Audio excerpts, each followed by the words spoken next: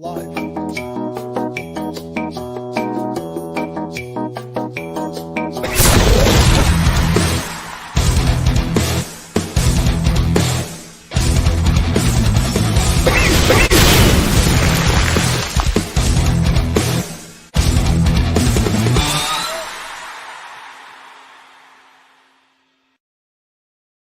Good evening, everyone. We are back with a fucking vengeance this week. We're not going anywhere. We're not leaving. Go check out our Scream Reacts video we did Wednesday. We are also going to be doing another Pink Sock Reacts. Naomi don't know about this yet, but we're doing another Pink Sock Reacts live Wednesday at 4 p.m. And we do have a special guest. It is going to be a pre-recorded episode, but the episode is going to premiere next Monday live at noon. We have. Can I say it? You can say it. You ready? Yeah. The Wiggles. It's the Wiggles? Holy shit. Like, okay, that's news that I didn't know. But anyway, no. It's not, You suck at this, man. It's not the Wiggles. It is not the Wiggles. We do have the one, the only Raven Black. Harley Quinn. Harley Quinn. We're gonna be interviewing. She actually did a Cruella de Vil shoot at one time, which was pretty fucking awesome. We'll discuss that. But Raven Black's gonna be on the show. Go check her out on all social media.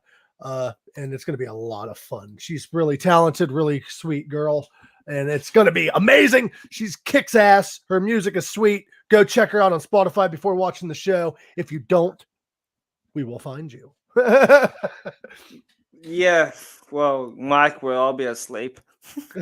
So, Gorak, before we went live, we was talking about your coffee habits. How many cups do you drink a day? 4. That's like what, a pot of coffee? Well, as in a pot? Or no, I'm joking. No, like a pot, like a pot of coffee. I'm smoking coffee, dude. No, I don't know, man. I don't, cause like I have one in the morning before I wake up, and then when I get to work, 2 hours in, 3 hours in, I have another one. And then 2 hours later on my break, I have another one. So you mean to tell me though you're pretty regular when it comes to shitting, because coffee's a laxative and you're taking way too much of it. Yeah, I did my morning poops, bro. Is it one of those shits where you don't know if it's ever going to end? Well, okay.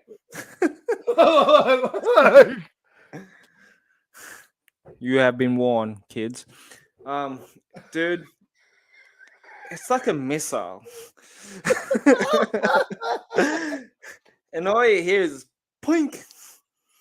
Is it one of those shits where the turd never touches the walls of your asshole? It just fucking it's like a cleaner. And then you feel the water just pop up. It's like a blowhole or whatever. Dude, as much as I love you, Tony. I don't mean to call you out on this one, but as long as you don't shit like he does, his shit never touches the water. I don't know how he does this. His shit, like fucking, it's like a nuclear bomb. It like comes out of his ass, but it shoots underneath the toilet seat. But it doesn't fucking hit the water. I don't know how he does it. I like this comment here. Me too. But yeah, like I don't know, dude. Tony, you need to see a fucking doctor, dude. You need to get. I know, but like, no, honestly, like, cause like, I eat oats as well, and it's full of fiber. So like, if you have, and if you have oats with with berries, cinnamon, peanut butter, and maple syrup, and you have it with your cat like coffee, dark roast or black baby, and yeah, 10 minutes later, dude. Bro, with your eating, I feel good. Then I can fit into my skinny jeans when I go to work.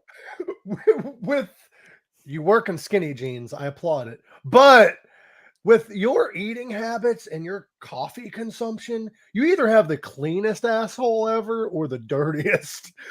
Like, I'll let you know in a few hours.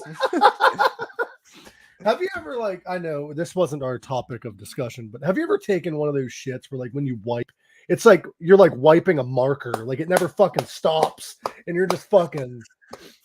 I can tell you one good story, and it's not me. This is at my last job. It's never you, Gorak, when it's bad. I remember at work, there's this family that was there having their lunch, and I think I had like a 3-year-old child with them in the baby seat, and then I smelled something weird, and the parent was like, "I'm so sorry." and, and then when she left, one of the floor staff went to clear the tables, and then there was just shit on the fucking on the kid's seat, Oh my god. and all they were saying was, "I'm sorry," and left the restaurant. The whole restaurant stunk too.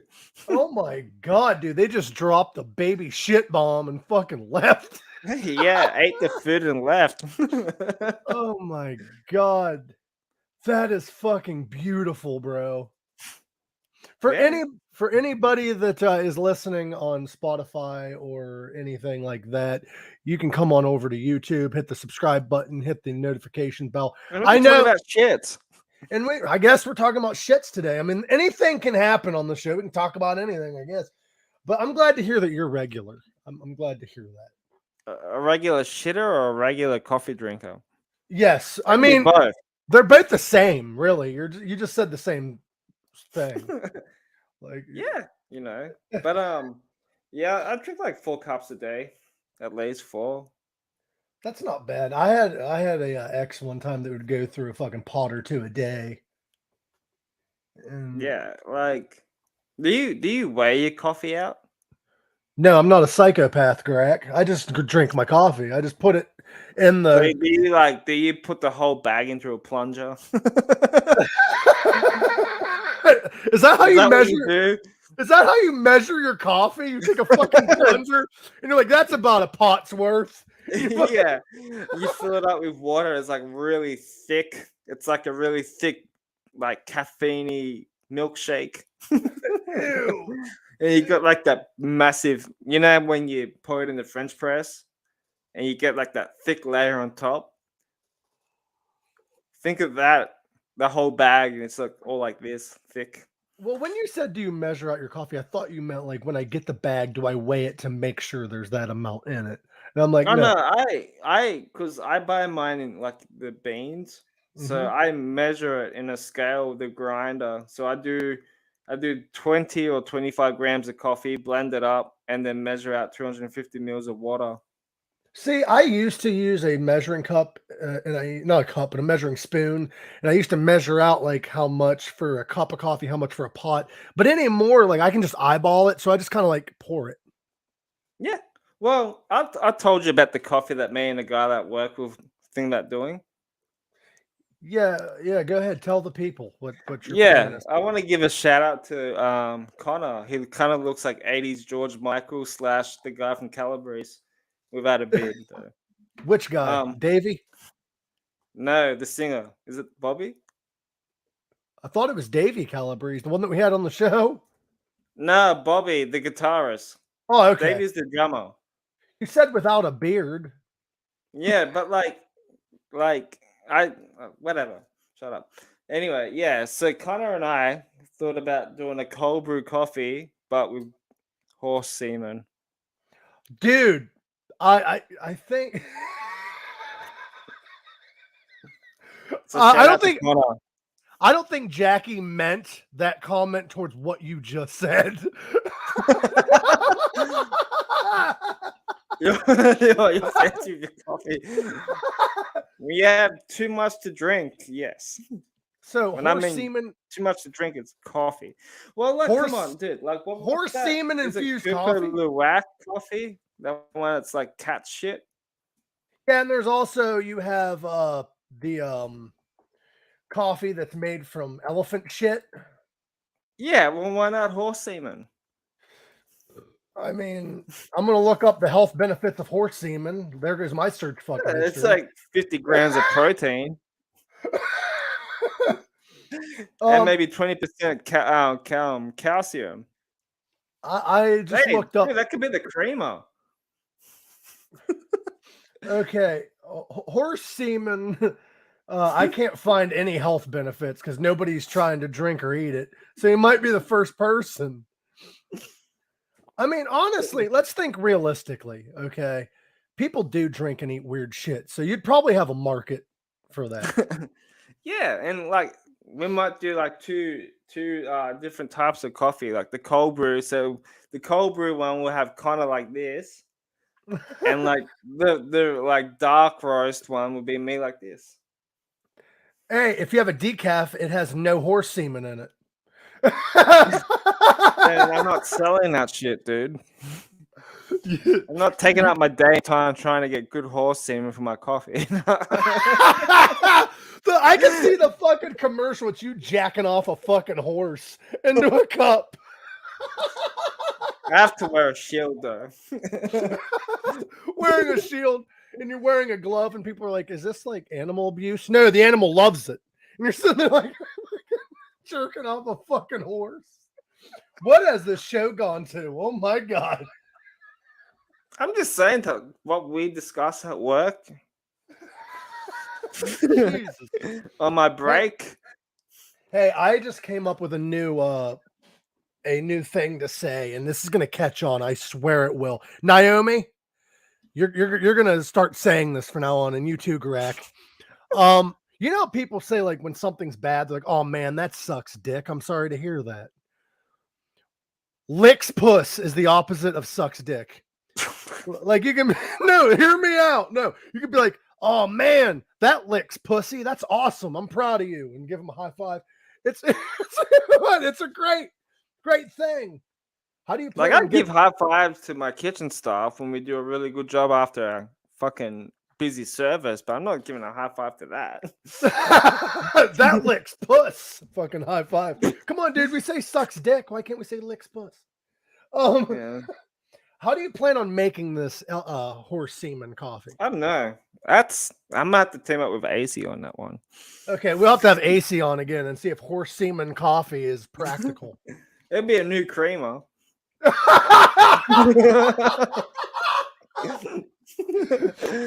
not going to sell coffee. You're just going to sell horse semen creamer.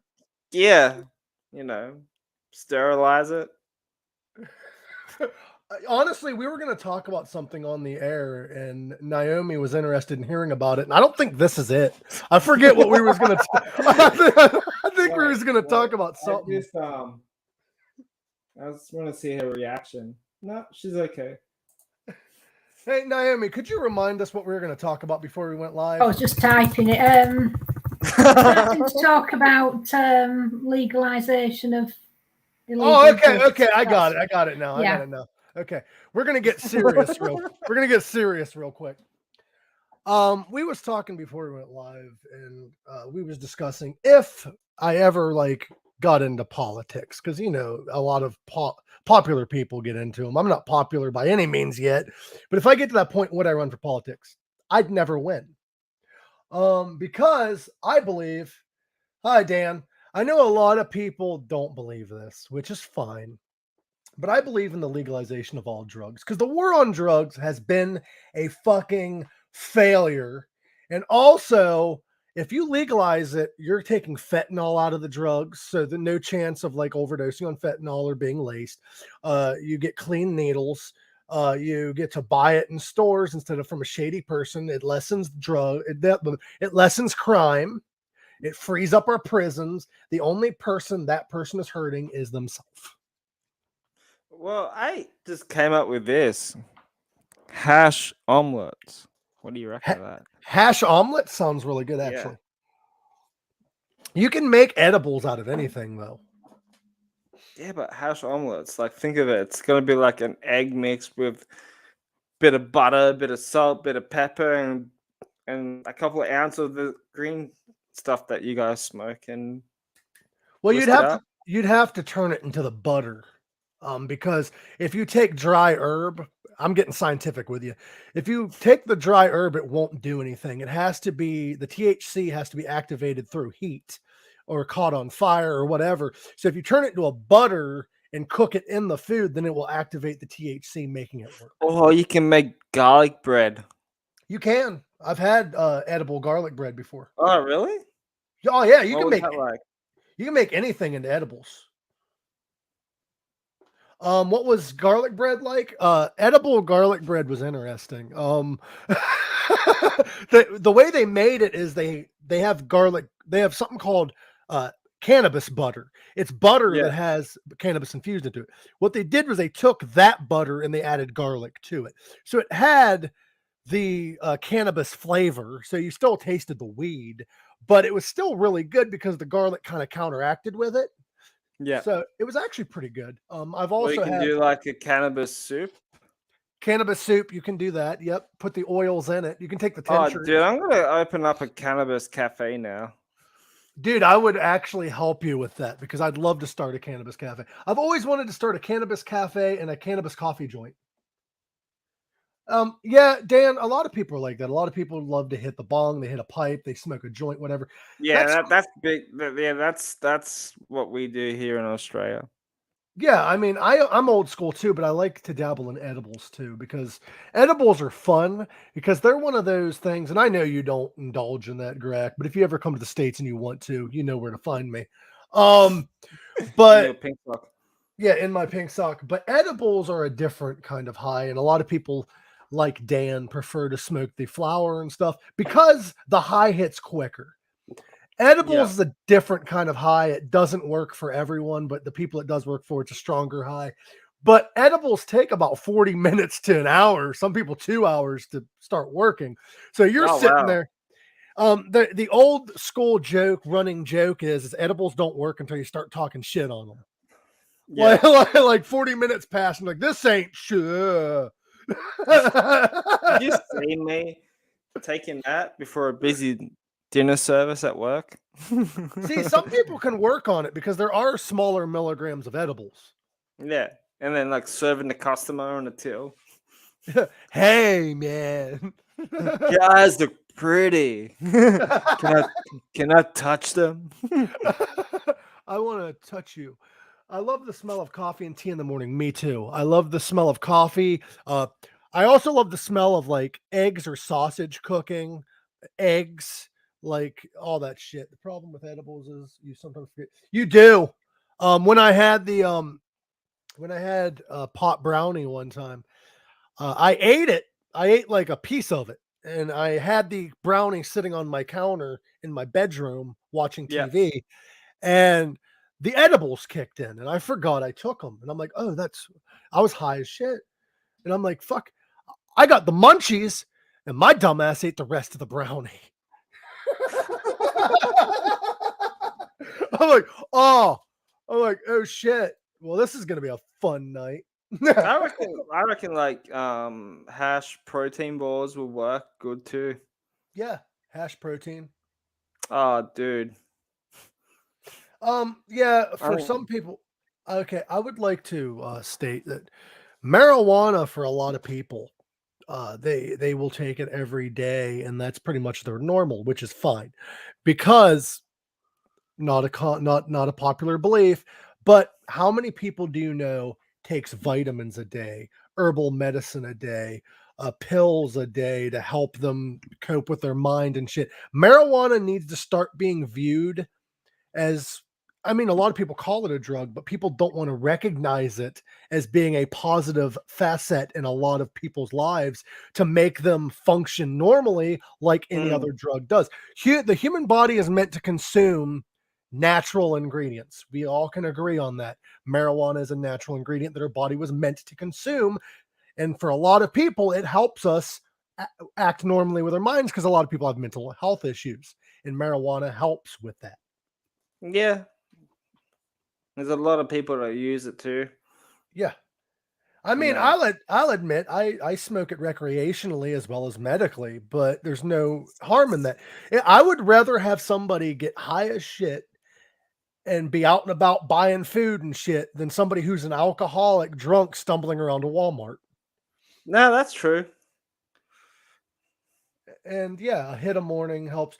For me, I don't usually like, I'll take a small hit in the morning where like I'm not high as shit. It's just medicated. Like I can, like my mind's normal and shit because I have some mental health problems, some anxiety and stuff. And it's hard for me to get out of bed some mornings, I'll be honest. So cannabis has really helped shape my life in that way. And a lot of people claim it's a gateway drug, which I say, fuck you, because I say that because I'm probably one of the few people that I've not touched any other drug. I don't smoke tobacco. I rarely drink, if ever. Smoke cigarettes or anything? Don't smoke cigarettes. The only thing that I indulge in is my cannabis. See, I used to smoke cigarettes, but only when I was drinking. See, I'm not going to come out and say I don't drink at all because I have. Like, I drank with Tony and Phoenix a few times, but a lot of my friends will vouch for me. It is very rare to get me to drink, and I usually do not get shit-faced. If I do, it's like a 1 in a million time. Like, it doesn't happen all the time. So, like, to say marijuana is a gateway drug is bullshit because alcohol is a gateway drug. Yes, it is. And alcohol is dangerous too.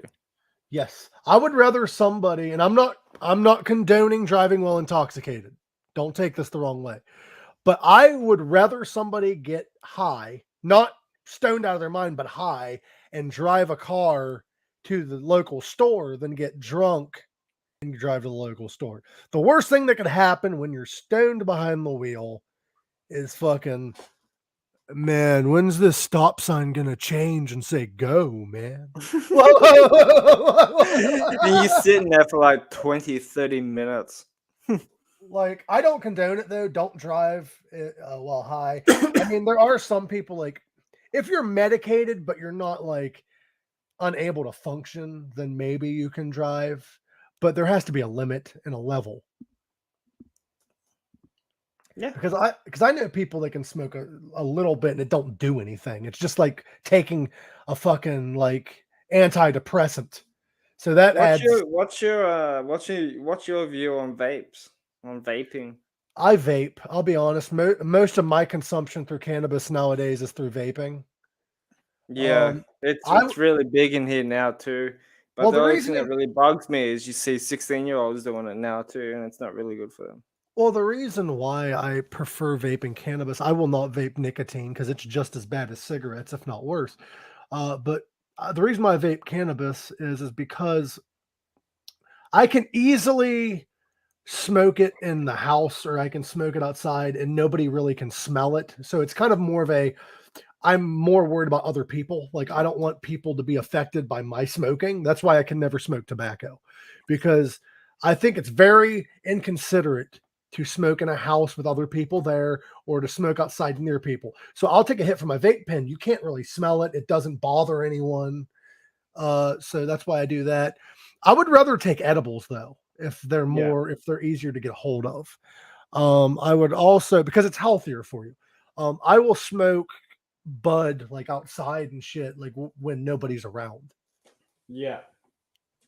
And yeah, I would rather, if I have a kid, I will tell them the same thing that Bert Kreischer would tell his kids, because I saw an interview with him. If you're going to try smoking cannabis, do it with me first.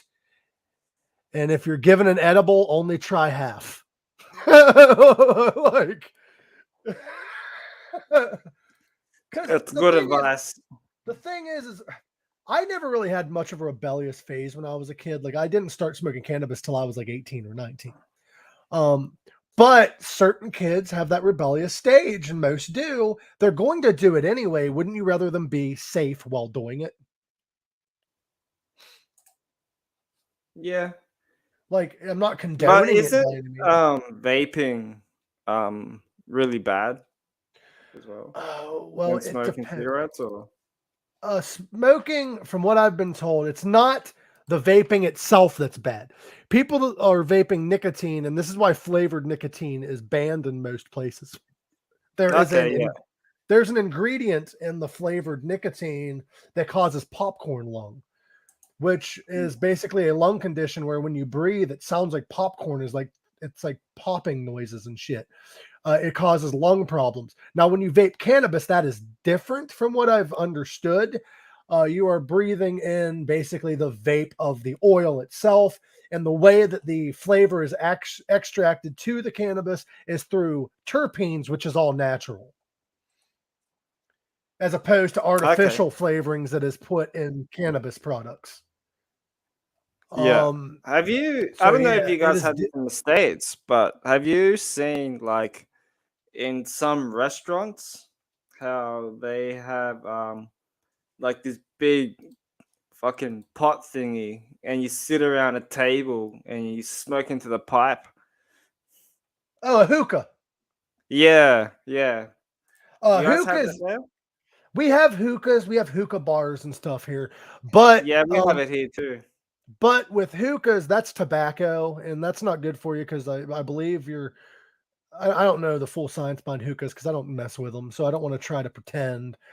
But hookahs I know are not practical for marijuana use. Okay. Because you waste more cannabis than you end up smoking. So is that similar to vaping or different? It's different. It's similar to like smoking from a bong. Oh, wow. But you're sharing it between 4 or 5 people. Yeah, it's pretty much, I believe there's water you put in it. I could be wrong. Somebody correct me if I'm wrong in the chat. But a hookah, yeah, it's an old school instrument. Some people do smoke cannabis out of it, but I don't think it's practical because you think about it. Look at all the smoke you're wasting. So I'm having a look at this right now. Because unless you're smoking that motherfucker nonstop, you're going to be wasting a lot of smoke. Like, okay, let me share a screen here. By the way, hey, Naomi, I'm going to put in the private chat the invite link. If anyone wants to come on the show, you can put that in the chat if you want. Like this. It kind of looks like something from Aliens or something, man, or Predator. That is a hookah. I believe they might have electric hookahs now. Yeah. There's this vape that I'm thinking about getting. It's a vape, but you put like a water thing on it and like you could vape dry herb. Yeah. Yeah, see. All that stuff, man. Like, yeah, the thing you got to worry about when it comes to cannabis though is you don't want to waste a whole lot of the smoke. Because yeah. Fuck, man, that's huge. That's what she said. Not to me. I just saw a video. Look who it is. He's always here. Look at Just the Facts. We're talking about cannabis, I guess, now. You know. Oh, yeah. So you had to show up, huh? I'm kind of an expert, you know. We got the Pope of Dope. It's not Tommy Chong, it's Dan. So what do you think of this take? I read somewhere that a lot of states are thinking about doing this, ending the war on drugs. Well, my personal feeling on that is, you know, I'm all for, you know, marijuana. You know, that's fine. Anything harder than that, I'm kind of against it. See, I try to see it from both points of view, but I kind of get why they want to legalize all drugs because less chances of fentanyl getting in it. People are going to do it anyway, so you might as well do it safely. Well, you know, I kind of relate it to the way it was when I was a kid. You know, the drinking age in Texas was 18. Couldn't wait to become 18 so I could drink. Well, when I turned 18, it wasn't illegal anymore. It wasn't fun. You know, so I didn't care about drinking. You know, so once it's legal, it does kind of deter you a little bit, I guess. Yeah, and it also takes it off the streets. Well, to a point. And the thing is, I've noticed with a lot of like legal cannabis states is it's kind of dumb to not make it legal from a government point of view because you're taking away that tax money you could be making off of it. Yeah, the only bad thing about it being legal and you got to get the marijuana card and all that, it puts you on a list. I don't want to be on a list. True, but if it's recreationally legal, you don't have to get a card. Yeah, well, still, you know, I don't like giving the government any more information than I want, than they need. And if I'm giving the government or somebody information that I'm a pot smoker, to me that puts you on a list. They can to get that list. Oh, here's all the pot smokers. True. I don't want to be on a list. True. There's positives and negatives with anything when it comes to this kind of stuff, and it's kind of iffy. But I just want people to stop getting arrested for. True. Yeah. Because honestly, the government should not be incarcerating people unless they're harming other people. If they're harming themselves, unless they want help, the government should stay the fuck out of it. Yeah. That's just how I see it. Like if somebody wants to even do heroin next door to me, that's their choice. If they're doing it in the privacy of their own home, they're not bothering me. I don't give a shit. Well, believe it or not, I used to work for the police department out here. I believe you told me that. Yeah. And, a lot of cops have that same attitude. Their personal feelings are, I don't want to bust anybody for pot. That's stupid. Yeah. But it is their job. And he says, and I'll bust you all day long because that's my job. That's just the way it is. It's like, a baker, he's going to bake bread all day long, whether he likes bread or not, and his cops a lot of the cops are the same way. They don't want to bust people. First of all, it's a lot of paperwork, a lot of time, a lot of work, a lot of time out of their day, for something that's senseless, so they don't like dealing with it. But, sometimes you have to, I remember I was on patrol one night and I was going for a break and I saw the cop in front of me and I thought, well, it looked like he's taking a break as well, so I'll follow him to the gas station. As we pull in, he suddenly flips his lights on and he's pulling a guy over at the gas station. So when they're making an arrest or doing a stop, I don't want to be nearby. I'm kind of off in the distance, just kind of observing. Yeah. And all of a sudden I saw a scuffle break out. I went, oh crap, what's going on? So I run over there and the guy had a big old bag. I don't know what it was, coke, heroin or whatever, but he was trying to hide it in his center console. And when the cop tried to stop him, they got in a scuffle and there was white powder all over the car. Damn. Well, you know what I think, Dan, and you might agree on this, you might not. I believe we should change our system, like the way that we arrest people and stuff, to that of like Amsterdam, where what you do in the privacy of your own home and the privacy of a business is none of law enforcement's. It's none of their business. Exactly. Now, what you do in public, then they can arrest you. Like, let's say you're smoking crack in your house and a cop drives by and sees it. He can't do shit unless you're bothering public. Yeah. To me, I always thought it was stupid to carry anyway. Right? I can't, working with the police department out here, it's unbelievable how many people drive around with all their drugs in their car. Why? Yeah, like I get it if you just picked it up and you're taking it home. Yeah. But to carry it all the time, that's raising suspicion that, hey, they're selling. Yeah. And, they bust most people on traffic stops. That's the biggest time they bust somebody. He got a tail light out, pulls a guy over. He smells something. Well, now he's got probable cause to search the vehicle. Yep. Pot, it's not so much. I actually seen them bypass pot before during traffic stops. Mm-hmm. But there could be something else. Drugs are kind of related with crime, and which, you got guns involved with crime. So you don't know what you're dealing with. So they'll search the car and they'll find other stuff. And I was like, dude, why are you driving around with this stuff? First of all, if you're going to drive around with a bunch of drugs in your car, make sure your car is in good shape and registered and legal. Yeah. Because that's who they target. The people who are dealing drugs and all the criminal types, they don't maintain their vehicles. I don't know why. So they're always getting pulled over. If you have a good a good, well-maintained car, it's all legal, registered, insured, and everything else, they're not going to mess with you. So if you're going to be a drug dealer, keep your shit up to date. That's right. That's the way it works. Well, what drives me? If you look at all the big busts in the past, look how many mass murders have been caught just because of traffic stops. True. Ted Bundy is one of them. I mean, Timothy McVeigh, the Oklahoma City bomber, they're all stopped because of traffic violations. Stupid. Well, there's a lot of cops, like you stated, that don't even care about a little bit of weed anymore. Like a buddy of mine told me he was in his apartment and he was growing a plant, but he forgot he had it sitting in the corner growing. And a cop came up to his door and they weren't there for him. They had a warrant for somebody in the area and they went to the wrong house. And they knocked on the door and the cop's like, "Can I come in?" And he walked in. He saw the pot plant. The cop literally looked at him and said, "I'm not here for that. I want to know where so-and-so is." And he's like, "Oh, he's next door." And the cop's like, "Okay, have a good day," and walked away. Well, back in the 70s is when they were really strict about it. Yeah. And my younger brother was out cruising around with a buddy of mine, and he had a loud muffler, and the cop pulled him over because of the loud muffler.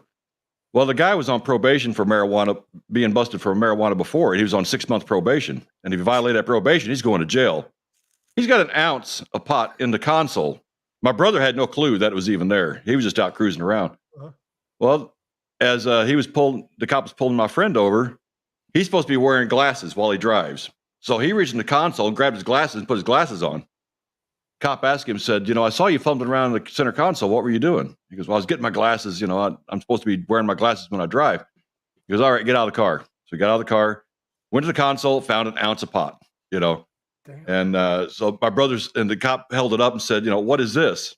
And my buddy said, that's jail time. He goes, what are you talking about? And he just dumped it all out. He said, you guys get your shit together and let him go.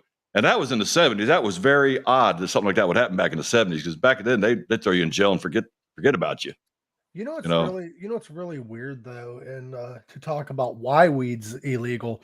Weed is illegal for racial reasons, and that has been proven time and time again, that they started the war on drugs for reasons to incarcerate minorities.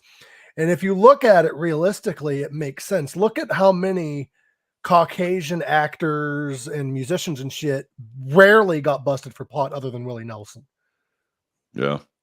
And Willie Nelson was big in like the whole like civil rights and everything. So it makes sense that he was arrested. Well, and of course the way he was arrested too, same type of thing. He was in a vehicle, he was in a tour bus, pulled over on the side of the road sleeping. Well, you don't do that. He drew attention to himself. Don't ever draw attention to yourself. Become invisible. Yeah, and if you have, even in legal states, just to avoid any problems, just set your cruise control on what the speed limit is, and just isn't that odd how people drive differently depending on what they're under the influence of? Yeah. If they're drunk, they drive fast. If you're under the influence of marijuana, you're driving really slow. and you're very careful. Oh yeah. because alcoholics, it seems, don't give a shit about getting arrested because they don't think about it. Potheads are like, we've been doing this shit for years, man. We got to get there. Plus, the thing is with alcoholics, though, they get away with it easier than stoners do, because they're like, oh, pot's this big, horrible thing for all these years, and alcohol isn't. Yeah. Like, there's still that stigma in a lot of places, especially where you're at, Texas. Is it as bad? Is it as bad now? Well, not really. I mean, if it's under, I forgot what the quantity is. If it's under a certain amount, it's basically a ticket. You usually don't go to jail unless it's over, 2 ounces, or is it over 2 ounces or 4 ounces? Because at that point, it's distribution. If it's more than a quarter pound, they pretty much think you're a seller. But if it's, you got, a quarter ounce, they ain't going to mess with you. They might give you a ticket for it, but it's, it wastes too much resources for the city. Because the last time I was looking into Texas, and this was a while ago, so it must have changed, but it was still a federal crime in Texas for the longest time. Well, to me, one of the strictest states years ago was Oklahoma. Oh yeah, they still are, I think. No, they've changed. In fact, one of the cops that I know, his son has a marijuana farm. Oh, damn. In Oklahoma, and he was actually showing me pictures. Well, the thing is like, Texas gets a bad rap, and I'll be honest, I've talked shit on Texas because they were, for the longest time, one of the last states where it was federally illegal. Yeah. And in Texas, it's kind of weird because in Ohio, I know that it's in certain areas, if you have less than an ounce, it's like $150 fine and a misdemeanor. In other areas, if it's less than an ounce, it's nothing. They can't do shit. Which is weird to me. Like, shouldn't it be legal that way all across the board? Yeah. Like there's a town 20 minutes from here. If I get busted for like less than an ounce, nothing happens. But if I get busted in a town like 5 minutes away. Yeah. Go ahead, Dan. Sorry, I interrupted you. Yeah, I think eventually all the states are going to, finally, because this all started back during the Prohibition days, but way back when they put marijuana on the narcotics list, and it's really not a narcotic. Nope. In my opinion, it's not. It's no more than alcohol. And the way I look at it too, for the beginner, I wouldn't recommend a beginner to get stoned and go drive, anything like that. No. Like, because I've been smoking for 50 years. Okay, I'm one of these guys. I can be stoned and you don't even know it. I've been doing it so long, it's just normal. I don't act silly. I don't get the munchies. I don't act all goofy. In fact, people don't even know I'm stoned. And but for the beginner, they got to be careful. I remember when I was stationed overseas, we had Thai stick over there, Oh God. And that's something you got to be careful with first time you ever smoke it. And I remember I was actually on I was at the Navy station. I'm the guy that was waving cars into the Navy station, but it was like 3:00 in the morning, and I was new to the island. And a security guy pulls up. And he says, "Hey, you want to smoke a joint?" I go, "Yeah." He pulls out this thing that looks like a toothpick. I'm going, "What the hell is that?" "Oh, we call it Buddha, but it's Thai stick." He goes, "Oh, this is Buddha." And I go, "Well, hell, what the hell? It's so small." I took like 3 hits off that, and I could barely stand up. So you got to be careful the first time you smoke something like that. And I remember we got a newbie on board, and in the morning you have quarters where you go up and you line up in your divisions, and they tell you what the plan of the day is. Well, this guy made a mistake and did it for the first time that morning. He's standing there, and I can see the guy wobbling. He's wobbling, and he's out. He's down.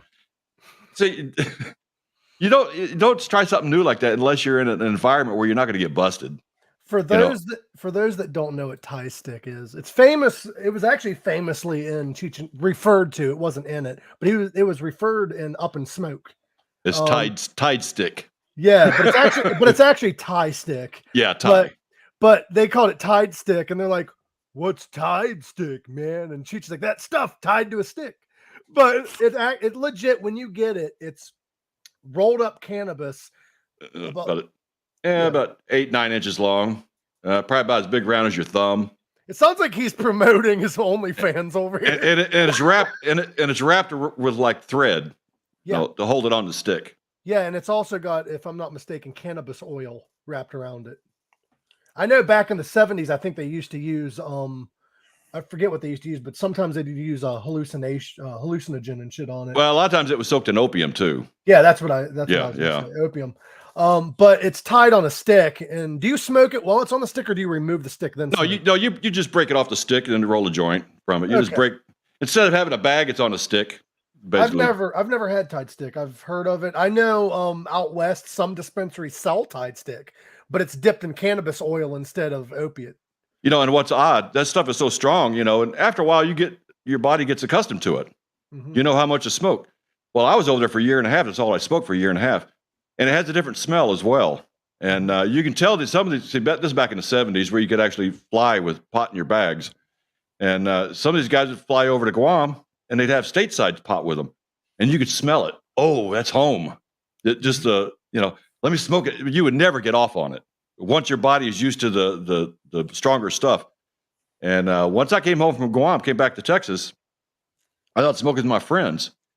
We smoked like half a bag and I didn't even get a buzz. And my buddies are just laid out. I'm going, what the hell? Your what do you call it? The saturation level in your body adjusts to it. Well, the thing a lot of people do, a lot of smokers and stuff, they do what they call a tolerance break. Oh, yeah. Where they go like a few weeks and then they can smoke again and get the same effects they once did. Or you can change what you smoke. Yeah. Like stop smoking dry herb and smoke a vape because it's different, or like whatever.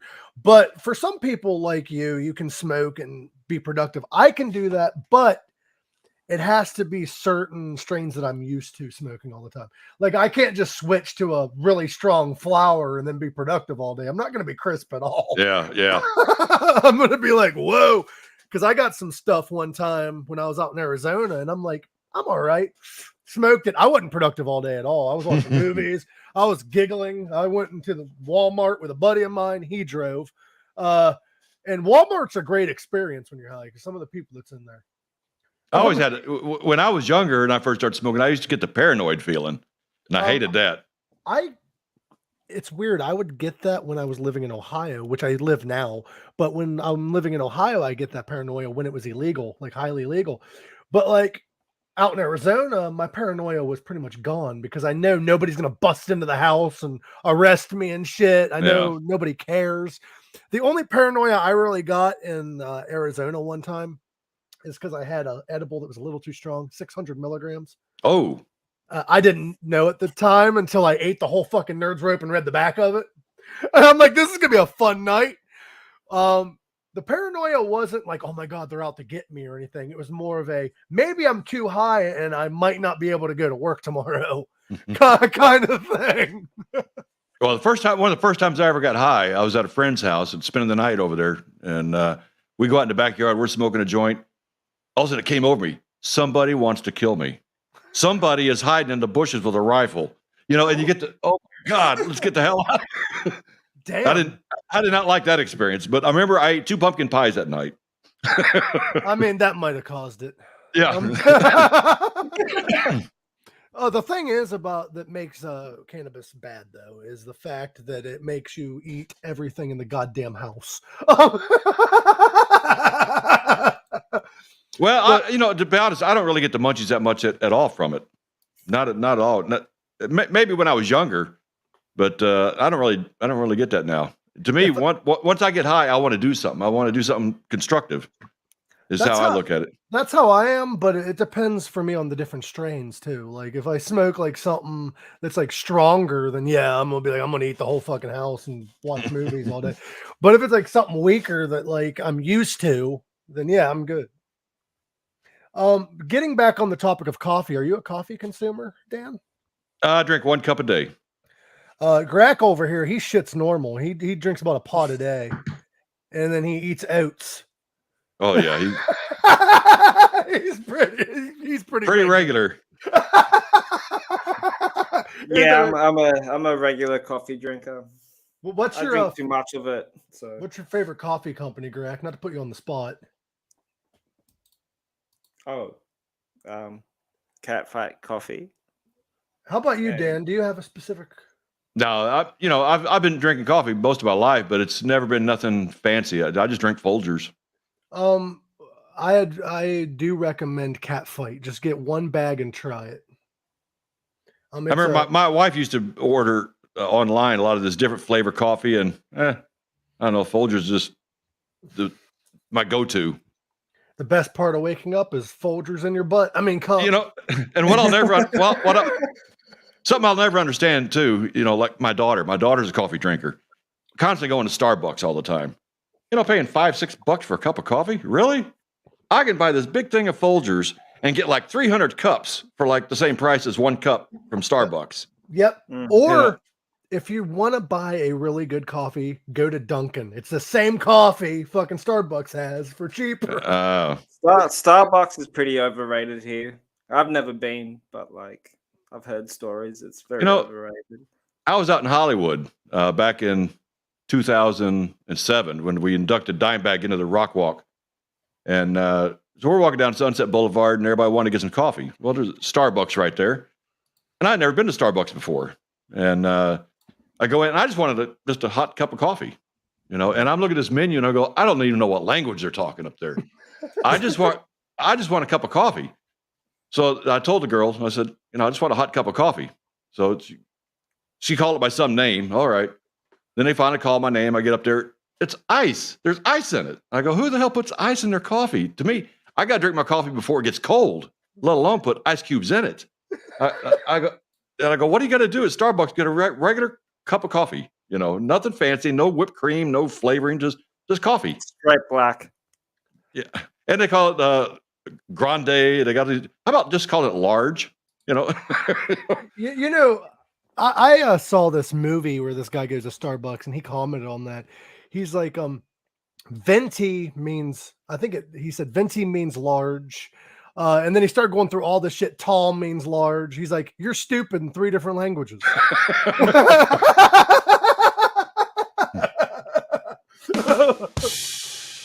Dude, I love that. Cool. I like that too. Where do you get that sound effect thing at? It's a app called Voice Mod.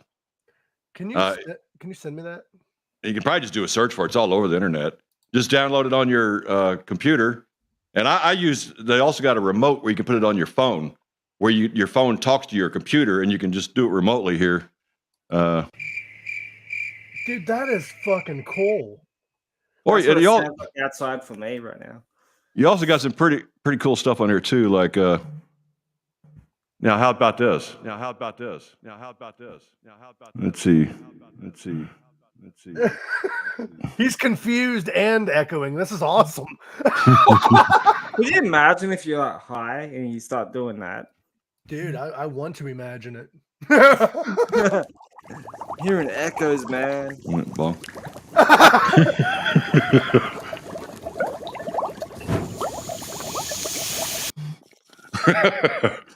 yeah, it's got hundreds of sound effects on here. Dude, what's it called? Voice mod? Voice mod. I'm on the site right now. I'll have to check it out. Yeah, it's pretty cool. Do you add effects to it, or does it all just come with it? You can add your own effects into the list. If you got a sound sample, you can. I haven't done that yet, but I think you can, because there's a lot of individual sound effects that's more customized that I'd like to use as well. Dude, we need something like that for this show, so I appreciate you telling me about that. What do you do? What do you do? Just hook it up straight to your microphone? What do you do? Hook it up straight to your microphone? No, it's you got to route it inside your computer. It'll tell you what your input is, where you want the output to go, and it's all in the computer. And then when you go in StreamYard, you just set it to be that. Yeah, it'll show which microphone you want to use, and it'll have that program. It says voice mod in parentheses, so that's one you want to use. And then it'll redirect it to StreamYard. Okay, I'll definitely check it out. That sounds awesome. Like, and we say bye-bye. dude. We could either use that at the end, or we could easily, like, whenever we kick somebody off the show. Oh yeah. Say bye-bye. Here's a good one.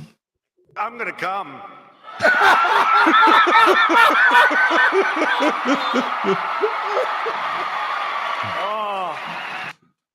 Or here's one. If you know, you know. Yeah, that's the hub. Pornhub. I thought that was Primus then. No, did you see that kid that got expelled from school because he was in the middle of like this huge band thing? Oh yeah, and he started that fucking drum beat, and everybody knew, and he got kicked out. Dude, I love that. Thank you, Dan. You actually improved the show, which I never thought was possible. Remember you all in therapy. Oh. Was that Plankton? Goodbye, everyone. I'll remember you all in therapy. This is the show. This is the show. Yeah, this is therapy. Wrong. No. I gotta say, I do not like Donald Trump or any politician for that matter, but he has some good sound bites. Oh, here's one you might like. Motherfucker, I eat everything. I eat the pussy, I eat the butt, I eat every motherfucking thing. That's hilarious. Dude, I've been like on Facebook and I keep seeing these posts and somebody's like the look on her face when you tell her you eat ass. And I'm like, I've never had donkey before. What's it taste like? I got comment things like that. Dude, that's awesome. I need to use those sound bites on the show. You can't handle the truth. Got all sorts of shit on it. So are all these like protected by copyright and shit? Some of them probably are. I mean, like they got the Seinfeld theme on here. I wouldn't use that. Okay. Curb Your Enthusiasm. I wouldn't use that one. But the actual sound bites themselves, like people talking, should be protected by copyright because they're less than 10 seconds long. Yeah.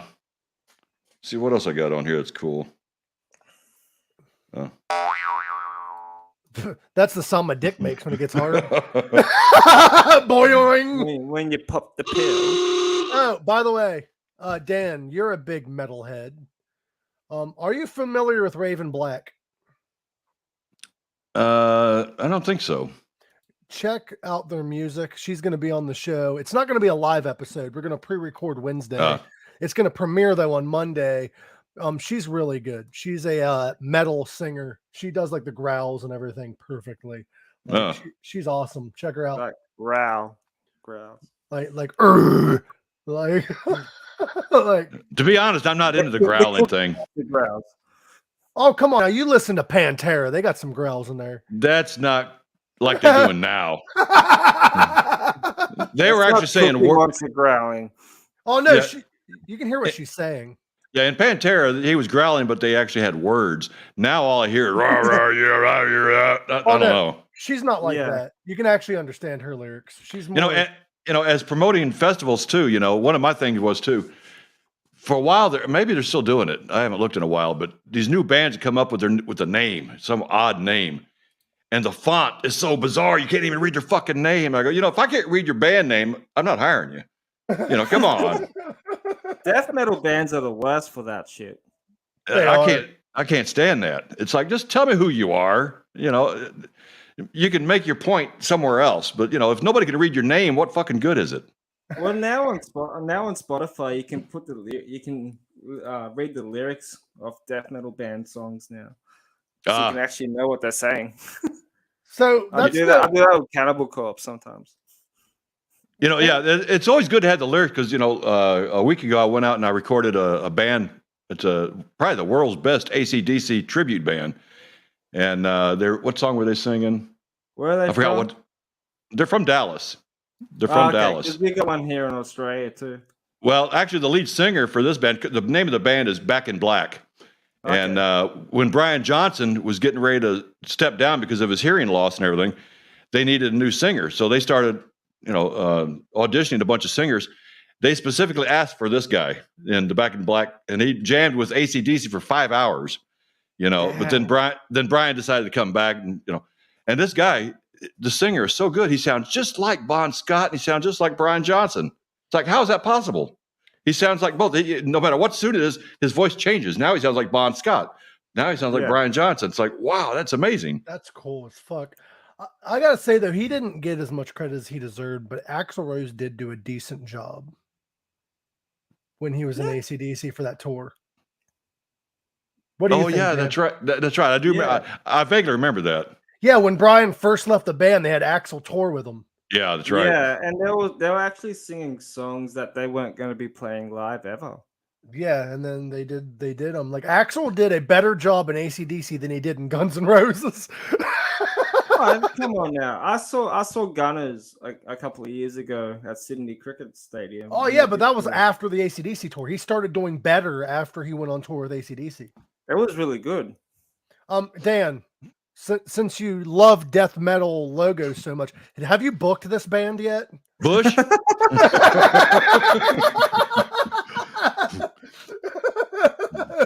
I feel like every death metal band you see out there, like they always copy each other's logo style.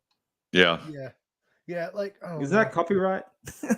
No, it's not copyright if they all do it. Right. I think I just don't get it.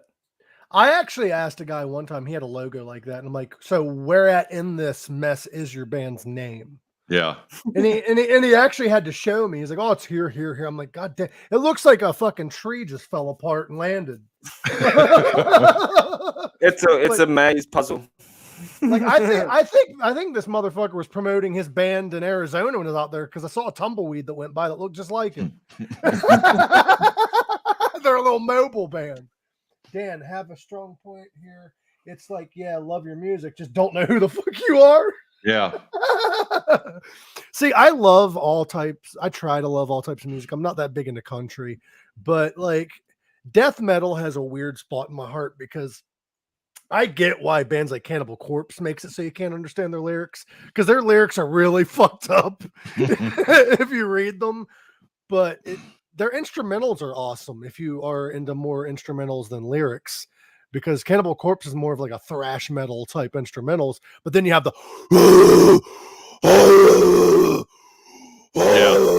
fucking bro, calm down. Yeah, like oh my god. Like I saw a video of the singer of Cannibal Corpse. He was like, "This next song is called I Come Blood," and I just started laughing. I've read the lyrics to that too. I'm like, he was targeting a specific group, I guess, because that can't appeal to everybody. It doesn't. They're actually appealing to the horror movie fans because their music is basically horror themed. He's actually got his own T-shirt, and it says "Respect the Neck." Yeah, because he doesn't fucking have one. That's like it's so the T-shirt's him like. Well, I take that back. He has nothing but a fucking neck. He has nothing but a fucking neck. Like Corey Taylor's trying to get there though. I hired Corey Taylor once. Have you met him? Yeah, I hired him once back in 2009. Yeah, Oh, nice. for He's the a real- festival. He's a really nice guy. Corey Taylor. That year we had Corey Taylor, Vinnie Paul, Ace Frehley, the guys from Machine Head, God Forbid. Had a lot of guys that year. Dude, you need to like start booking for us now. We need to like get Corey Taylor on here. We need to get. Well, I'm more into local bands now. I mean, I still got connections with a lot of other bands. There's a band called Cloven Hoof. I don't know if you've heard of them. They're actually not from here. They're actually from England, but the singer is my best friend. He's in like 3 different bands, and I've had him on on my show a couple of times. So I can get him on here. George Call, I can get him no problem. Dude, like I said, I'm down for anyone. I think you have my email. If not, I'll send it to you. Because we're trying to line up more guests because our show is going to go more towards like we're going to do pre-recorded episodes and then maybe once a month do live. You know, a lot of bands prefer pre-recorded than live. There's a band here locally. I've known these guys for years. I don't know if you ever heard of a band called Lillian Axe. They were popular back in the early 80s. And but 3 of the guys left the band years ago and formed another band called Lowside. And I was trying to get them on the show, do a live show, and they go, "No, we don't do live." He said, "Because I hate that other band so goddamn bad. I know I'm going to say something that's going to piss people off." He goes, "We got to do pre-recorded." He said, "That way you could edit stuff out that's not going to offend him." Because these guys, he'll just go off, Well, the issue with that is for us is we still want to stick to like unedited. We just we can't do for a lot of guests, we can't do the regular like every Monday schedule because some people just aren't available in that time. Yeah. And we'd like to be able to interview anyone and everyone that wants to come on the show. So we're just going to go pre-recorded. We're slowly working towards being pre-recorded once we get more guests lined up. Well, I'm trying for something new now. I bought a bunch of new equipment. I've got a bunch of 360 video gear now, and I may be going towards 3D as well. That's something that's improved over the years that people aren't aware of yet.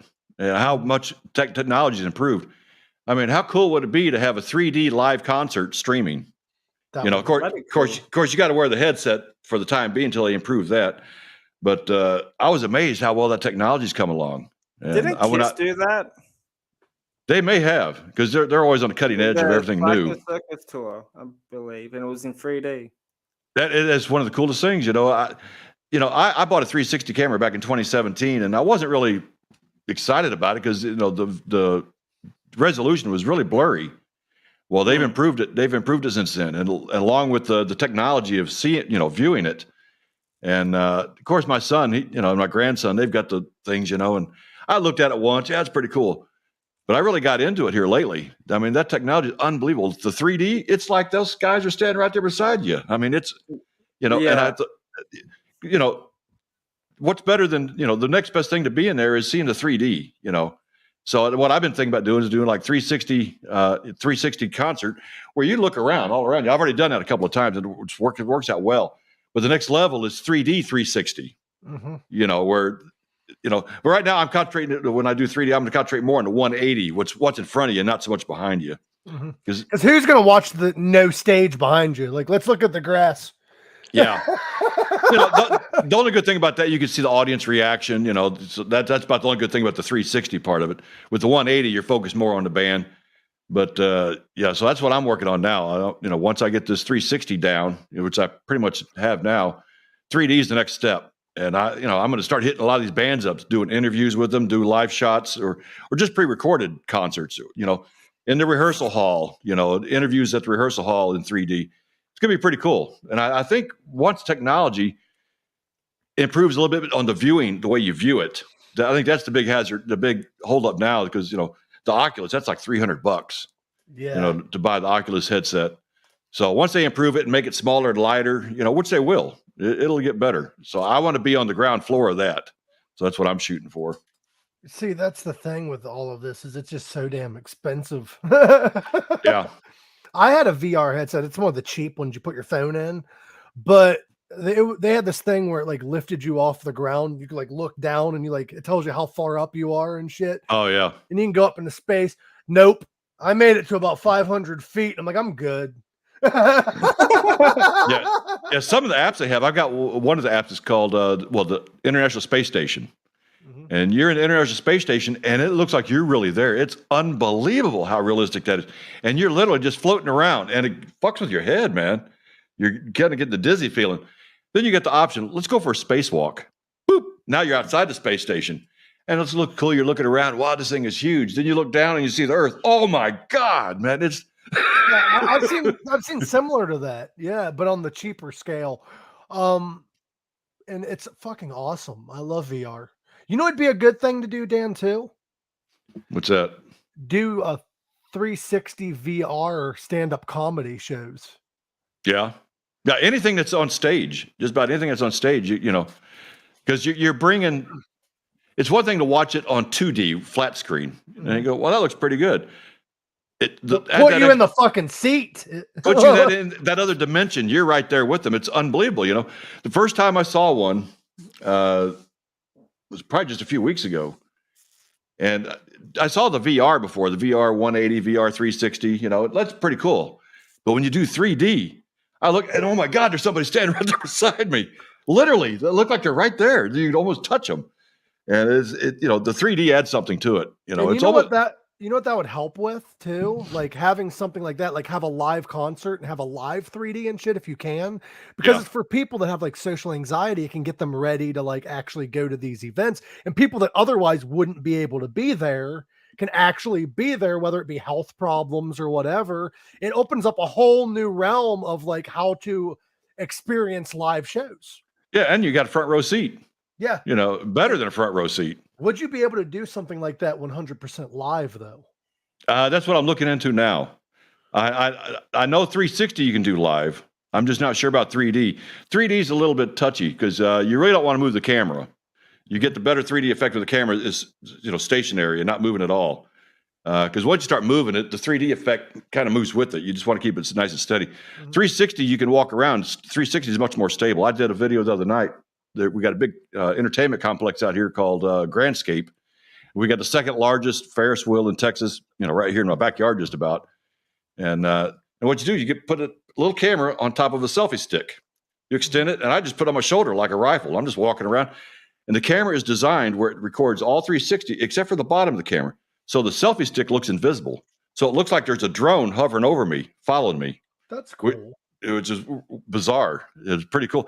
Then I attach it to my truck, and I put like an 8-foot selfie stick from the front of my truck over near the windshield at about a 45-degree angle. And it looks like there's a drone flying over my truck as I'm driving. So fucking cool. I like that. I like that a lot. And also what we could do in the future of like entertainment is you can release these things on DVD and shit and have the option of 3D or not. Yeah. 180 or not. And you could still experience live footage the way that you would back in the day, but you also have the updated option. Yeah. They also got a thing that I've actually kind of mastered by now. It's called Reframe 360. You know, you're like in a bubble. You're recording everything inside that bubble. Well, you can't see everything at one time. You got to turn around and look. Well, what you do, you go in there, and now I can make that 360 video into a reframed 16:9. So I can be walking and say, well, I want them to look at over there. And I edit it. Now the camera looks zoom up there. It'll come back down. I can make you look where in the 360 I want you to look. But it looks like it's not 3D or anything else. It's called Reframe 360. It's just regular video like you see on YouTube all the time. You know, 16:9. But, you know, you get to point out, you know, what it's like the other night when I was doing recording, there's some drunk chick, and I'm just walking with a stick on my shoulder. And her and her boyfriend are walking in front of me, and she's wasted. And he's holding her up and everything else. And I walk by him, you know, and I keep walking.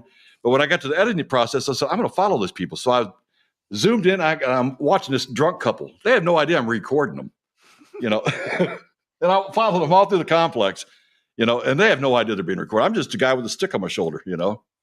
And but during the editing process, you can zoom in. You can go anywhere you want inside that 360 recording and make it into a 16:9. See, that would add a whole new concert experience. You're sitting there and you look over, there's somebody throwing up in a trash can. Yeah. You look over, you look over here, somebody's passed out in the lawn.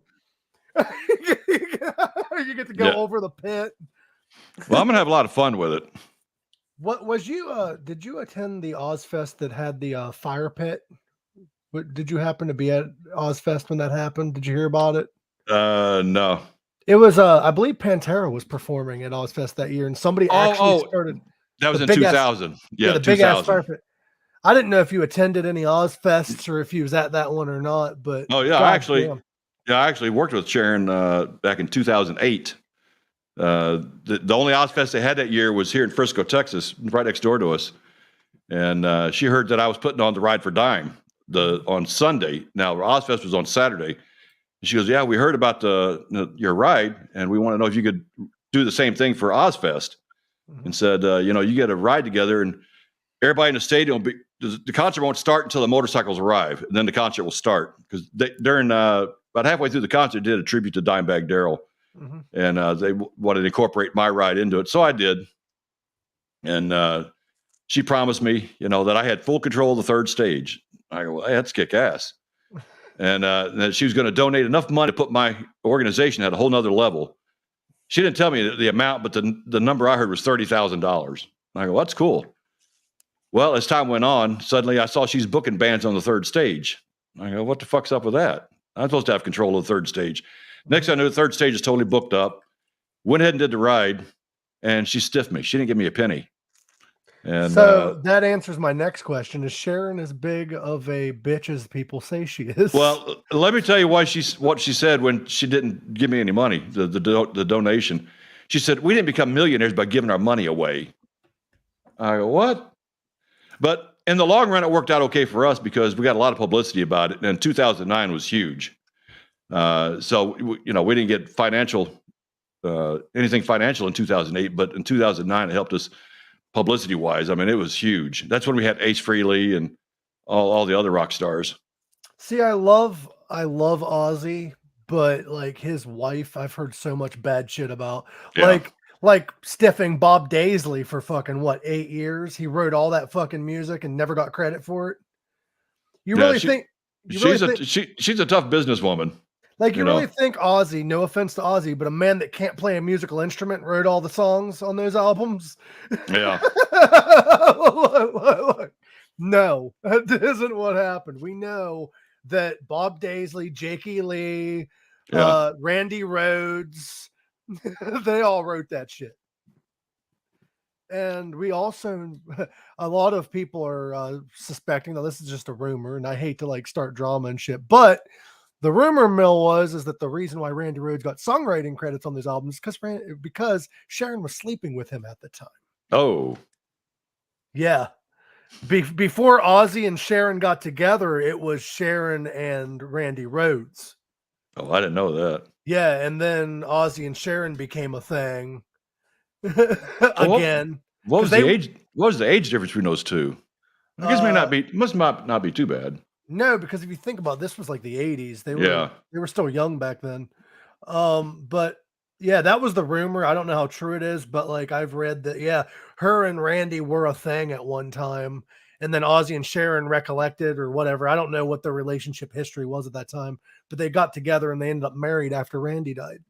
And yeah. It's funny when I first got out of the military before Ozzy, I got out of the military in 1977.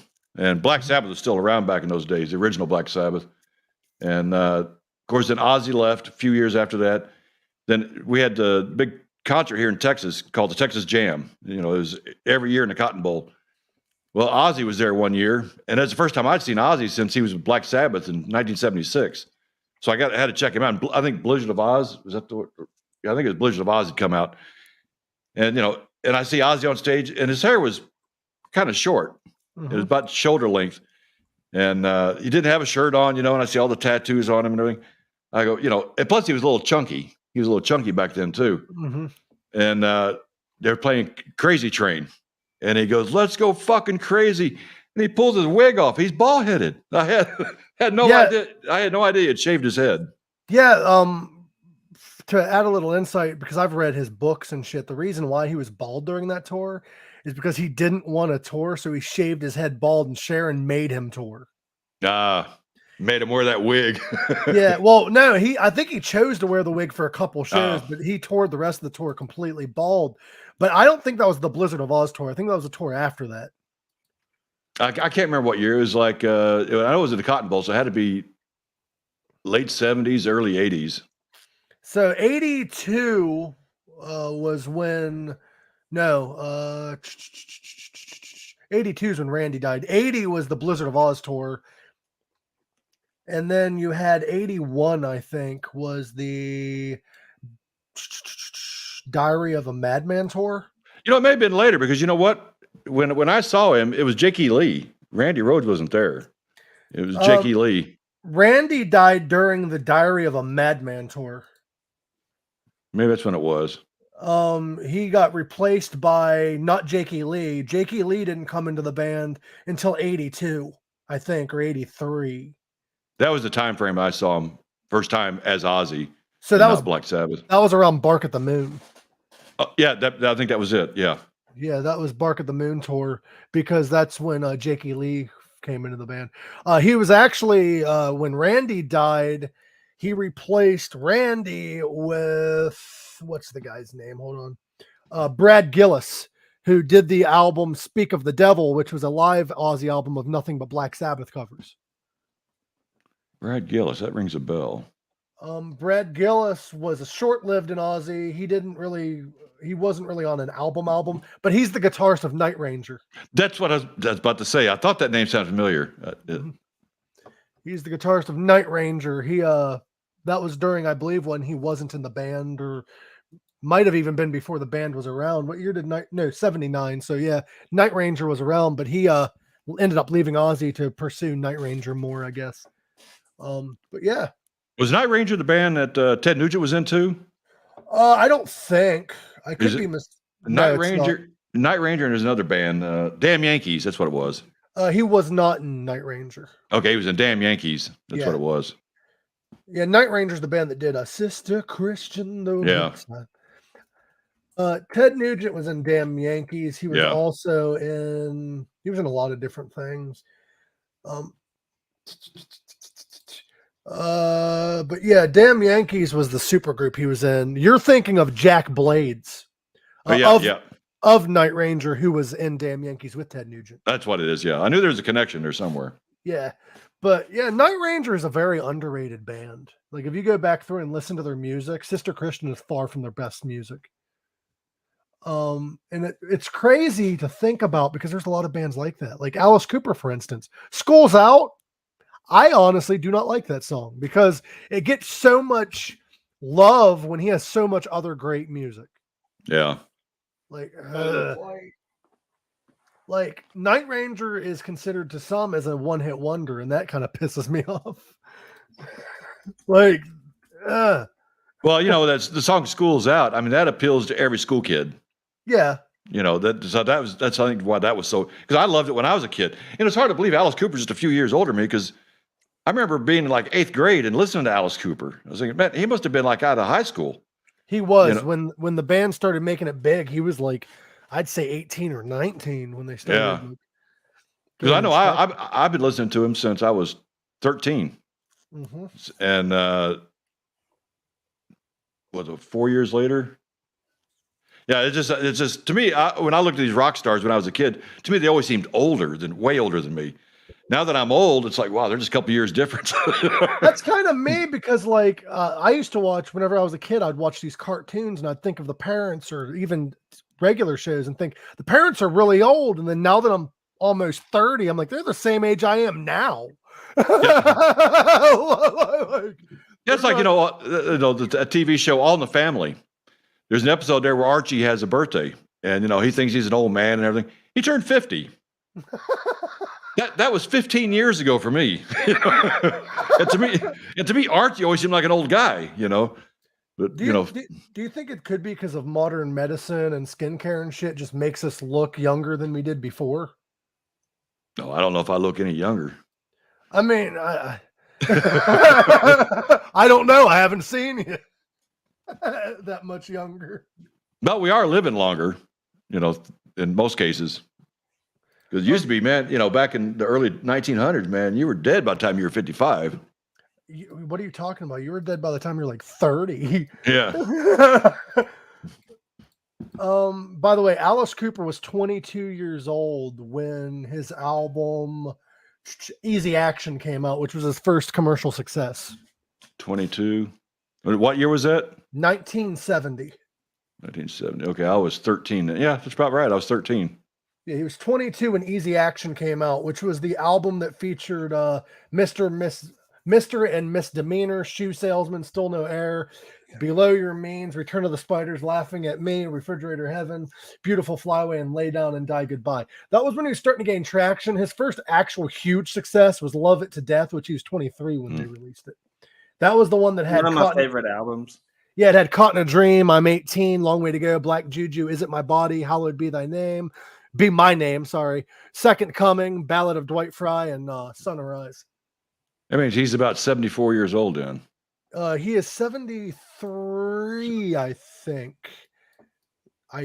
74. He just turned 74 last month.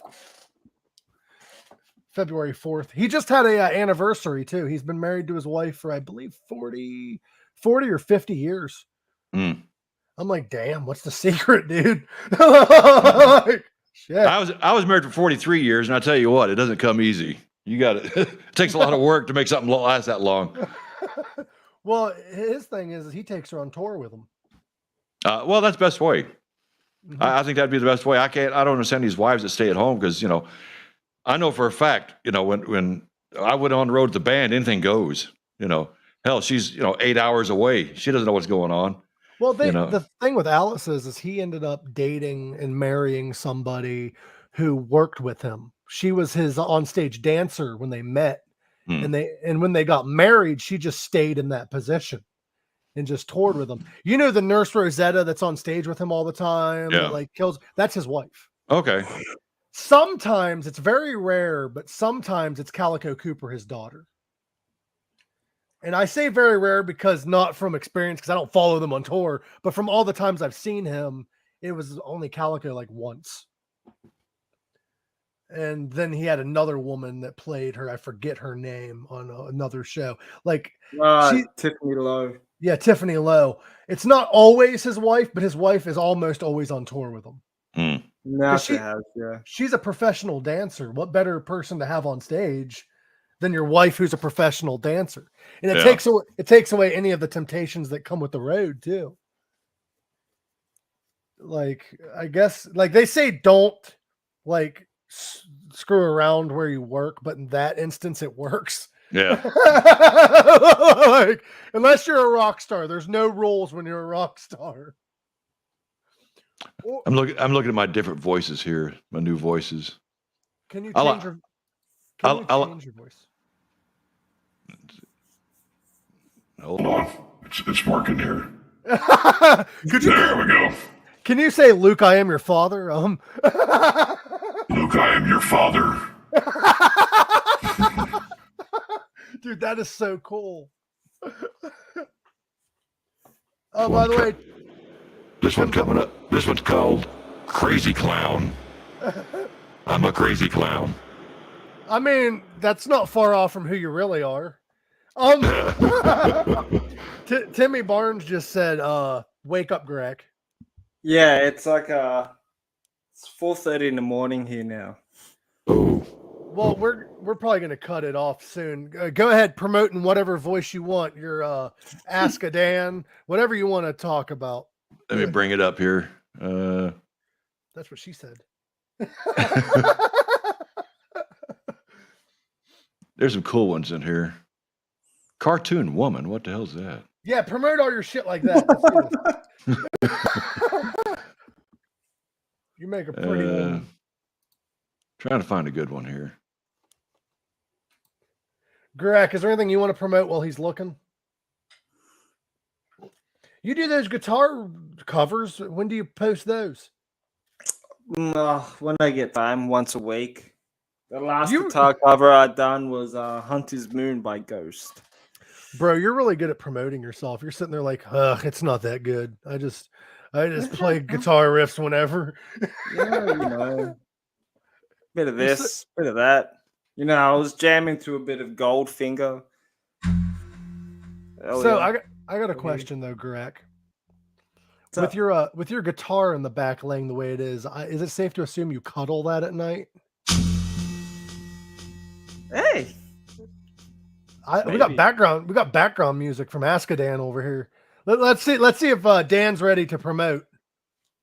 Yeah, be sure to visit my YouTube page, youtube.com/askadan. There we go. I like that one. I like that one. It's a little loud, but I like it. Let me back off a little bit.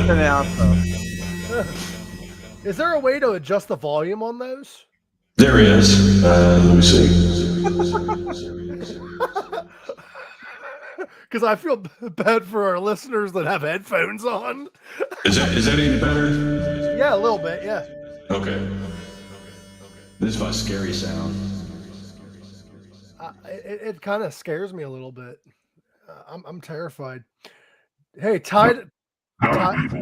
Oh yeah, I like your tie-dye shirt, dude. Tie-dye is basically camouflage for stoners.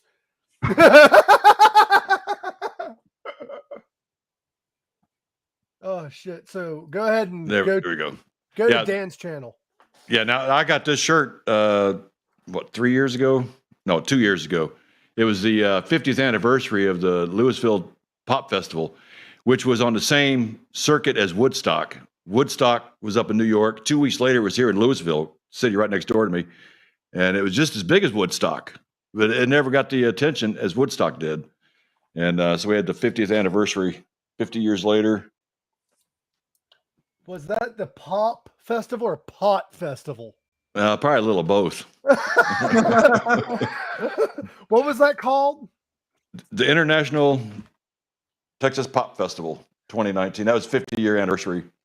Damn. Why did it gain as much traction as Woodstock? I have no idea. There was actually, I think, 4 concerts on that tour. There was Woodstock, Louisville, Atlanta, and I think there's one in California. I forgot which one that was in California, but there's like 4 of them. And what they try to do, this anniversary one, 50-year anniversary, they try to get all the original bands that played 50 years ago. Mm-hmm. Only one band was able to do it. That was Chicago. Chicago played. And Grand Funk was supposed to have been there, but there was a hurricane happening in Florida, and they said they had interest in Florida they had to take care of because of the hurricane. So they didn't show up. But it was a great concert. You know, it was just unbelievable.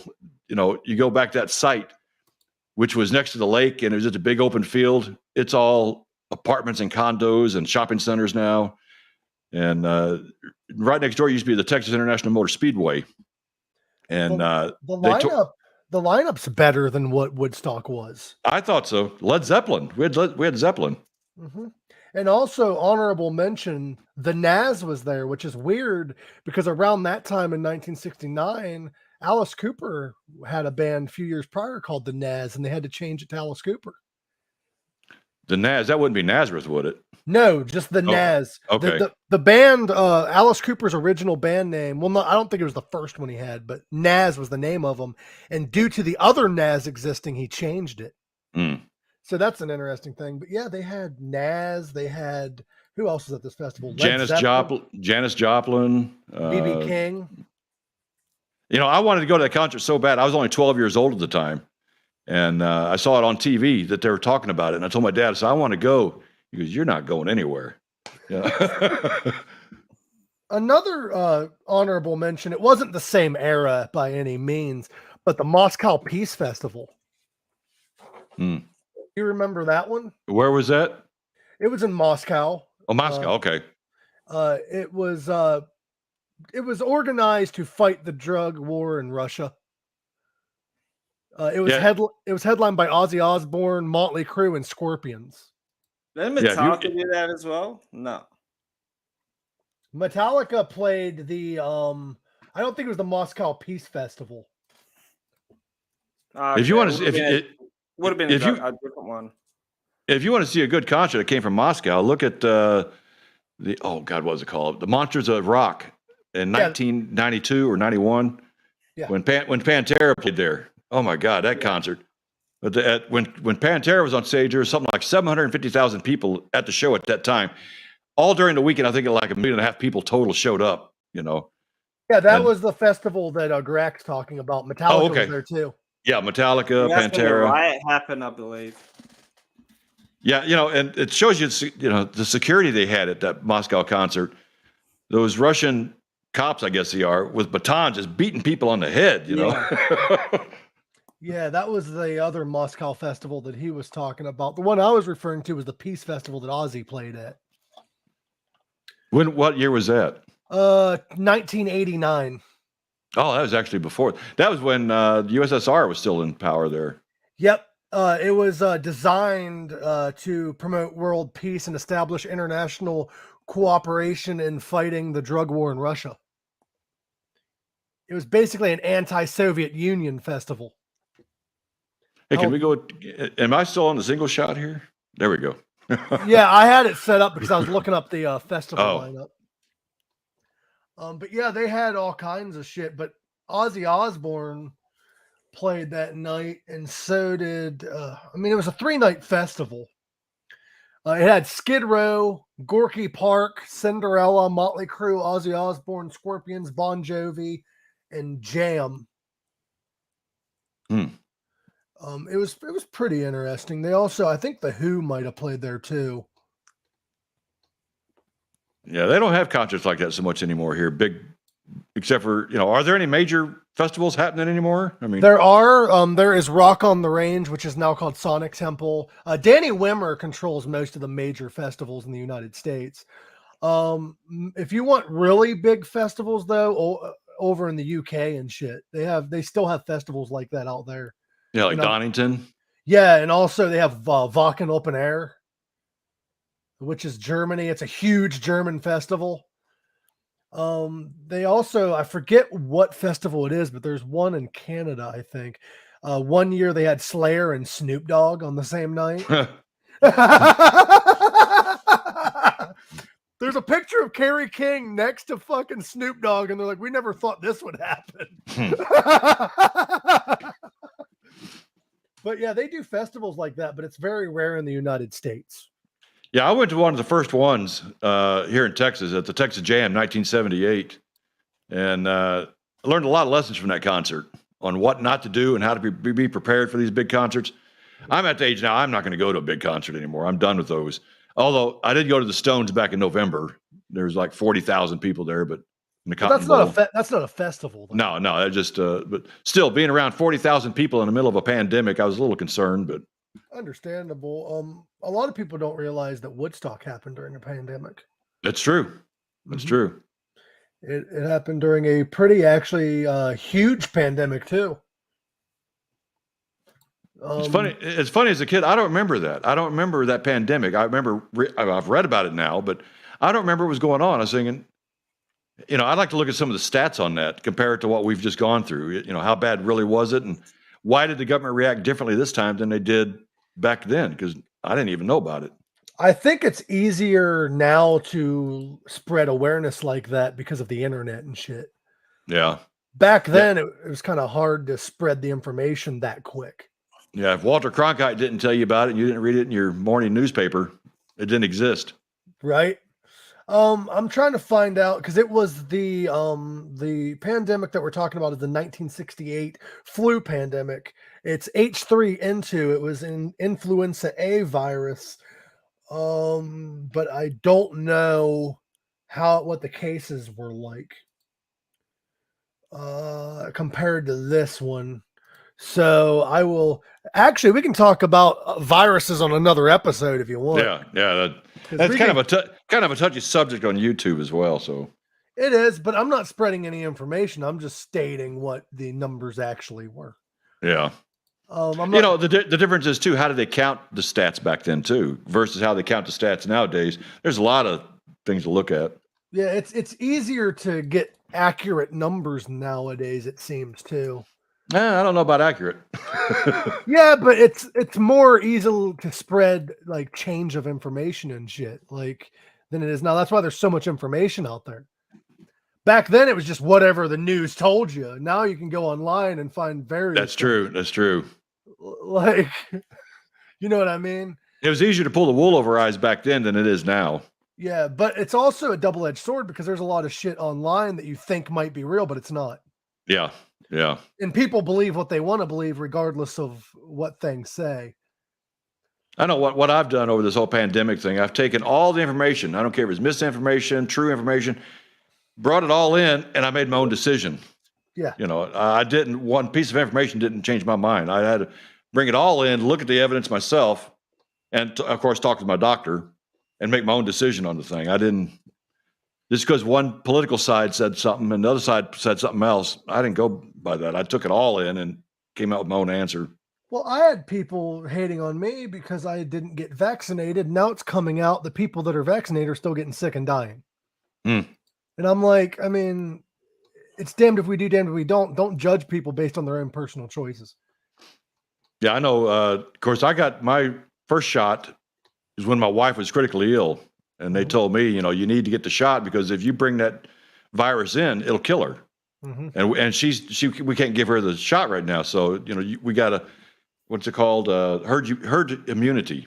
You know, we got to surround her with people that aren't going to have the disease. I said, you got a point there. So I went and got the first shot. 8 days later, I had a heart attack. You know, 14 days later, I had another heart attack.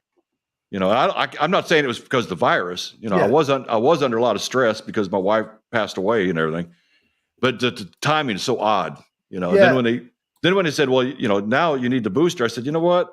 I don't know what caused that back then. I don't want to risk it again.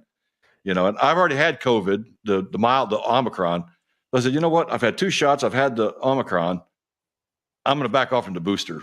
You know, that was my personal decision. Nobody convinced me of it. Do they think that your heart attack may have been caused from a blood clot? Nobody said anything. I've talked to cardiologists about it, and they just kind of shrugged their shoulders. We don't know. Because they say, oh, we didn't see any blockage. Everything looked fine in there. But they know I had a heart attack. My enzyme levels were heart attack level. I felt it. I've had 8 heart attacks, so I know what a heart attack feels like. And but every time I was a cardiologist, they kind of shrugged their shoulders. They don't know. Because I know a lot of people, depending on the vaccine, they've been having issues with blood clots. So maybe you had like a small blood clot or whatever, and it traveled to your heart. It's possible. But that's also the same time when they realize that, I forgot what they call that, when it affects your heart for the younger guys. And they said, oh my God, this is not normal. Young guys having this condition. I said, well, hey, what about us old guys with conditions? How's that affecting us? Right. Nobody give a shit, it seemed like. They were more concentrated on how it was affecting the younger group, which was odd. You're an old guy with a heart condition. We don't, we don't know. I don't think I've heard anything about old people with heart conditions. Well, sadly, a lot of scientists don't care because they're worried about the future. That's the problem with science. They throw out what happens to older people, which is fucked up. Because they deserve a right to know what the fuck the shit's doing to them too. That's why I made my own decision. You know, you want me to get a booster? Well, you can't answer why that heart attack happened, 6 months ago. So why am I going to take a booster now and risk it again when I've already had the COVID, and so I should have some natural immunity to it. I said, I'll pass on the booster, Oh, by the way, the pandemic of 1968, according to the CDC, was actually much smaller scale than this one.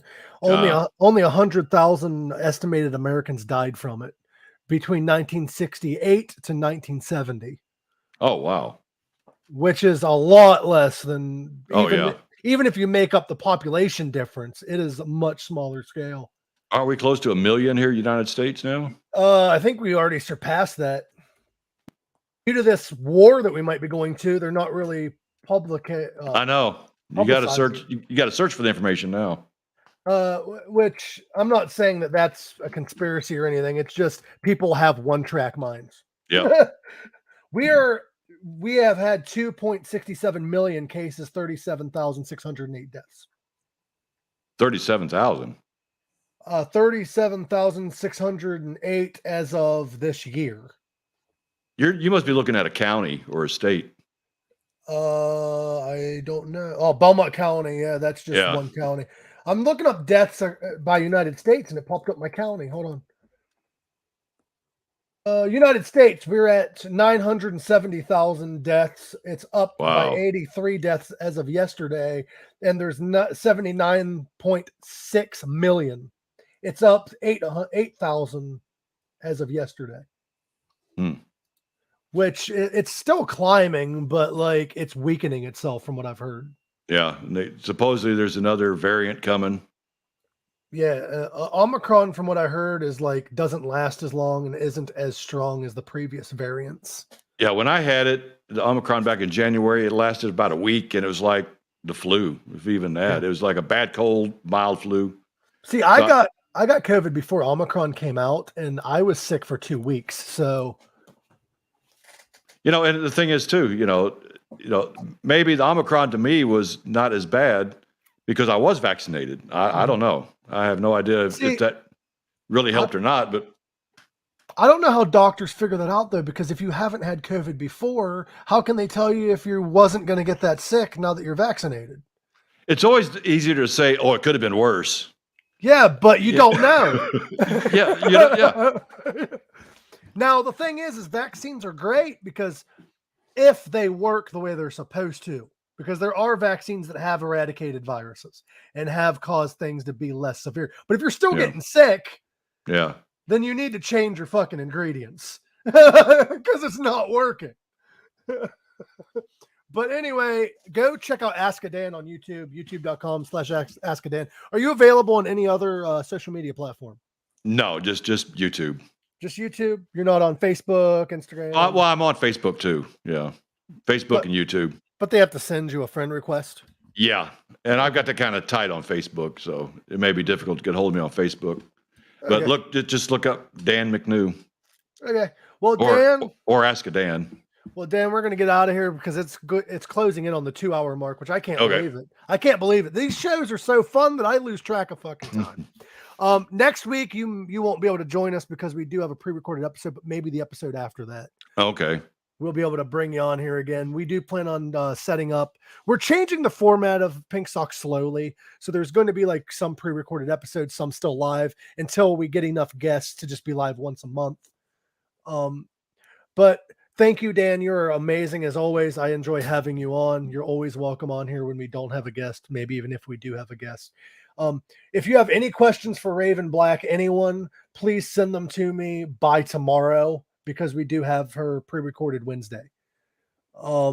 Dan, go check her out. Everyone go check her out. Thank you for stopping by. Go follow Dan. Subscribe to him. Subscribe to Gorak's channels too. We have it all in the description. Dan, I'll try to add all of your stuff in the description after we're done live. Thank you, everyone. Love you all. Remember, live long, rock hard. Go check out Dan. And thank you, everyone in the chat, for continually supporting. We are on Spotify and all streaming services. Dan's on YouTube. Do you plan on going on streaming services, or was that just too much to add to your plate with everything else you got going on? Well, as far as doing something regular, no, I haven't got anything planned to do a regular show each week or whatever. But, I might pop on every now and then. But if you're subscribed, you should get a notification. Okay. I know YouTube's weird. You have to hit the notification bell and all kinds of other stupid shit instead of just subscribe. Yeah. But you can check out anything Pink Sock related on allmylinks.com/Pink Sock Podcast. I'm also on there at allmylinks.com/Mike Usenick. I'll see you guys. See you, Dan. Later. We say bye-bye. And check out the Pink Sock Reacts with Screen 5. Yes. And also, a lot of fun. Dan, which I forgot to mention that they used the old house in that movie. Yes, I love that. Dan, go ahead and hit it. We're about ready to leave. Which one? Anyone that's good for saying goodbye. Night. Oh, I just saw it. There's so many on here. Oh, here we go. And we say bye-bye. And we say bye.